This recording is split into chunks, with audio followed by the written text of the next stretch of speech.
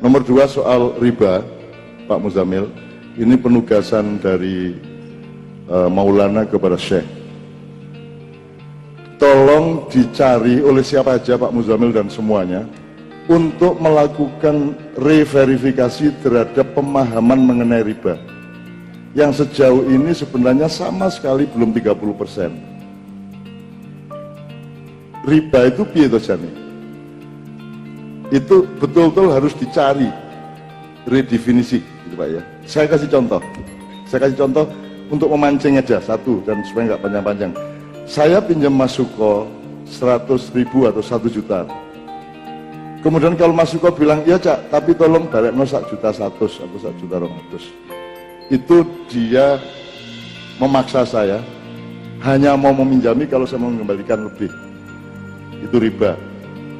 Karena dia tidak ridho biridho, saya terpaksa. Kuncinya adalah ridho biridho. Tapi kalau Mas Suko tidak ngomong, oh monggo Cak, dikasih saya 1 juta. Terus saya mengembalikan 1 juta, itu juga riba. Karena saya tidak berterima kasih kepada dia. Saya tidak bersyukur kepada Allah bahwa ada saudara saya Suko yang menjamin saya 1 juta, kemudian saya juga mengembalikannya hanya 1 juta. Saya tidak menghormati dan tidak menghargai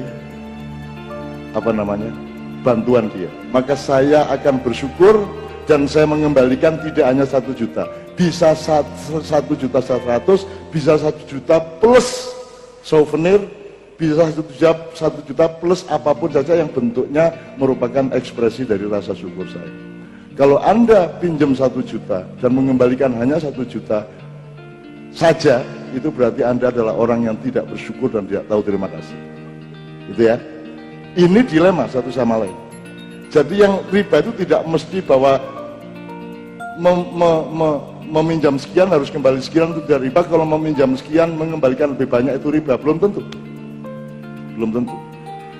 Karyawan PLN datang ke rumah saya untuk memperbaiki instalasi listrik, kemudian orang dari kantornya atasannya telepon ke saya, tolong Bapak jangan memberi tip kepada karyawan saya. Saya marah. Saya tahu maksudnya baik, tapi saya marah karena dia tidak mengerti manajemen dan tidak mengerti proporsi legalitas. Saya jawab, Pak, sampean tidak punya hak apapun atas saya untuk melarang saya atau menyuruh saya. Saya konsumen dan hubungan saya dengan sampean adalah pembayaran saya dan pelayanan sampean. Saya mau memberi atau tidak jangan diatur-atur. Jangankan saya memberi tip kepada karyawan PLN, saya pek mantu hak saya. Betul enggak? Yang harus dia lakukan adalah melarang karyawannya untuk meminta tip ke saya.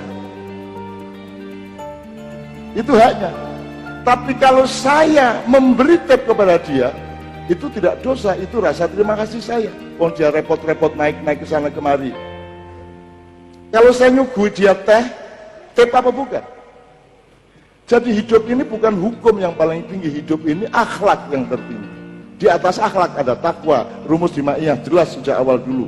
Hukum, akhlak atau moral, takwa. Kalau takwa itu sudah tidak ada transaksi, karena semua akan saling memberi satu sama lain. Itu takwa. Benar ya? Jadi riba itu kayak pemahaman bank Islam yang ada selama ini. Tolong itu dielaborasi dan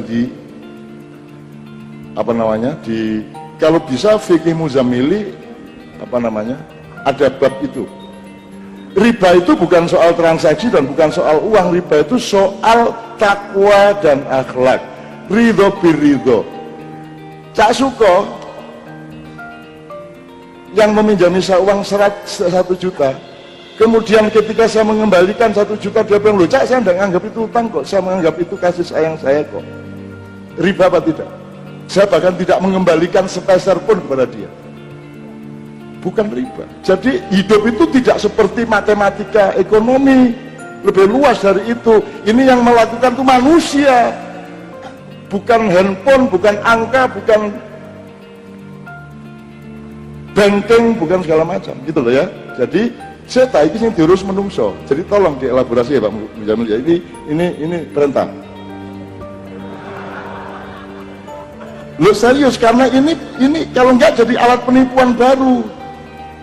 Nek diganti-ganti jenenge, nek bunga jenenge apa, nek iki jenenge apa, nek diganti jenenge apa-apa.